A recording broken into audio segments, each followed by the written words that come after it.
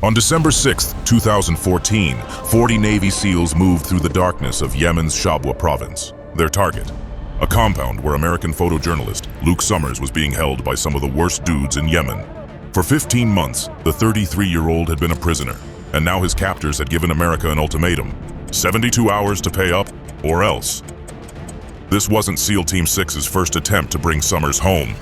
Just 10 days earlier, they'd raided another location, successfully freeing 8 hostages. But Summers had been moved days before they arrived. Now, with time running out, they had one last chance to free him. As the operators approached their objective, they had no idea that Summers wasn't alone. Another hostage, South African teacher Pierre Korkie, shared his captivity. Nor did they know that in just hours, Korkie was scheduled to walk free through a negotiated release. After making their way through the compound, the operator's worst nightmare became a reality. Luke Summers never intended to become a headline. Born in Britain but raised in the United States, he graduated from Beloit College in Wisconsin with a degree in creative writing in 2008. While his classmates chased conventional careers, Summers followed his passion to the Middle East. First Egypt, then Yemen. He wanted to document the human stories behind the aftermath of the Arab Spring. By 2013, Summers had established himself in Sana'a, working as a freelance photojournalist and part-time copy editor. His photos captured everyday Yemenis, not just conflicts, but weddings, markets, and children playing. On September 14, 2013, Summers left a supermarket on a busy Sana'a street. Witnesses saw armed men force him into a vehicle, where he then vanished into the armed group's shadow network. For them, Western hostages served multiple purposes: propaganda victories, bargaining chips, and revenue streams. European governments often paid quietly. America refused. After 15 months of captivity, Luke Summers had become a ghost. His family, following FBI advice, stayed silent publicly. Behind the scenes, they desperately hoped for a breakthrough. Then came the November 25th raid. SEAL Team 6 hit a compound they thought he was being held at, successfully rescuing 8 hostages. But Summers was not among them.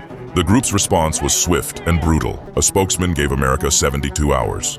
The clock started ticking. Within hours of the video's release, President Obama faced an impossible decision. Wait, and Summers' fate is sealed. Act and risk another failed rescue. The intelligence community worked frantically to pinpoint Summers' location. By December 5th, they had actionable intelligence, a compound in Shabwa province. The mission fell to SEAL Team 6's Red Squadron, the same unit that had given bin Laden an early retirement. 40 operators would conduct the assault, supported by Yemeni commandos on the perimeter. They'd launch from USS Makin Island, positioned off Yemen's coast. The operation required precise equipment. V-22 Ospreys would carry the assault force. Their unique tilt-rotor design allowed them to fly the distance like planes, and then land vertically like helicopters in rough terrain. Without suitable landing zones near the target, conventional helicopters couldn't make the journey. Each operator carried the latest generation of night vision panoramic systems, which turned darkness into their advantage. While enemy fighters would be blind, SEALs would see everything in crisp green clarity. Their suppressed M4 rifles could eliminate threats quietly, crucial for maintaining surprise in a compound assault. Complicating things further were intelligence gaps that plagued the mission from the start. Analysts knew Summers was there, but they'd missed crucial details. Pierre Korkie, a 56-year-old teacher kidnapped with his wife Yolande in May 2013, was being held in the same location. While Yolande had been released through negotiations, Pierre remained captive. Even more critically, they didn't know that Gift of the Givers, a South African aid organization, had spent months negotiating Korkie's release. Tribal intermediaries had secured a deal. Korkie would go free on December 7th, less than 24 hours after the planned raid. The negotiators had been warned to keep everything secret. They did, too well. The assault plan was straightforward, but demanding. Ospreys would insert the team 10 kilometers from target to avoid detection. They'd patrol across rough terrain in darkness, establish a perimeter, and then hit the compound hard and fast. Medical teams would stand ready, both on the Ospreys and aboard USS Makin Island. Everyone remembered November's near miss. This time, they'd bring Luke Summers home. What happened next? We can't show it all here without YouTube slapping this video with a warning, but we can show you on Patreon. To watch the full-length video completely uncensored, subscribe to my Patreon page, where there are no restrictions on what we can tell and show you there. Scan the code or use the link in the description now to watch the full video. At 0100 hours on December 6th, the mission launched. Two V-22 Ospreys lifted off from USS Makin Island's deck, their rotors beating against the night air. Inside, 40 SEALs conducted final equipment checks. The flight to the insertion point would take time to think about what is waiting ahead. The Ospreys flew low, using terrain to mask their approach. Yemen's landscape rolled beneath them, mountains, valleys, scattered villages where any shepherd might have a cell phone and the group's number. At the predetermined coordinates, the aircraft transitioned to helicopter mode and touched down. 40 operators emerged into the darkness, immediately forming tactical columns. 10 kilometers to target, a long movement over difficult ground. After linking up with several Yemeni commandos who would act as their guides, they moved out, every man scanning his sector through night vision. The terrain challenged them at every step. Loose rocks that could signal their approach, steep grades that tested their conditioning despite carrying full combat loads. Radio discipline was absolute. Hand signals passed information down the line. Stop, listen, move. The point man carefully selected the route, avoiding likely ambush sites and noise hazards.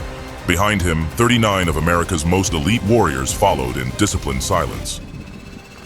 2 hours of careful movement brought them close. The compound materialized through their night vision. A typical Yemeni rural structure with high walls and multiple buildings. Intelligence had provided the layout, but seeing it firsthand revealed new challenges. More guards than expected, better positioning. The assault teams moved to their positions. Snipers found overwatch points. The breaching team approached the compound walls. Every operator knew their role, sector, and responsibility. On signal, they would execute with violent precision. But 100 yards from the compound, something went wrong. Maybe it was a dog barking. Maybe a guard stepping out at the wrong moment. Maybe just bad luck. But suddenly, enemy fighters were shouting alerts.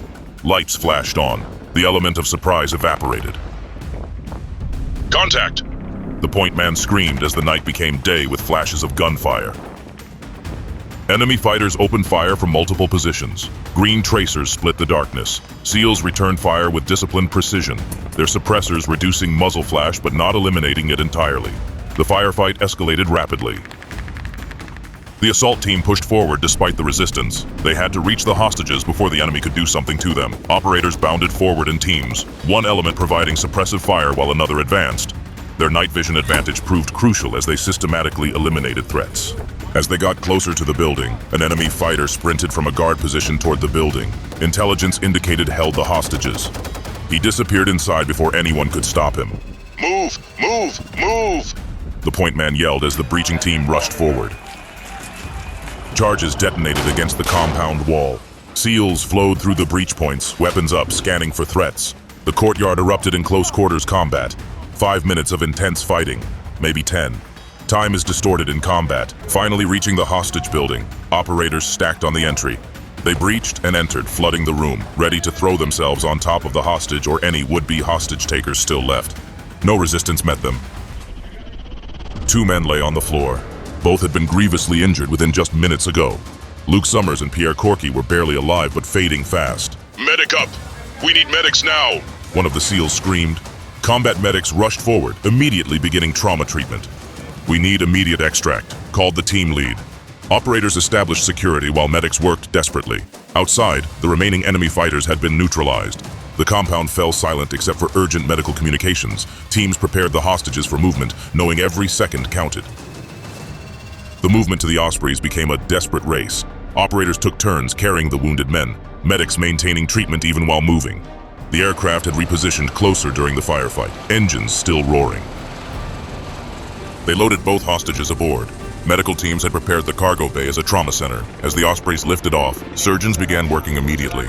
2 lives hanging by threads as the aircraft raced toward USS Makin Island. Pierre Korkie's injuries proved too severe. The medical team shifted all resources to Summers, refusing to give up. The Osprey touched down on Makin Island's deck, where a full surgical team waited. They rushed Summers into surgery, but the damage was too great. Both hostages had died at their captors' hands just moments before rescue. The revelation that Pierre Korkie was scheduled for release within hours added another layer of tragedy to an already devastating outcome.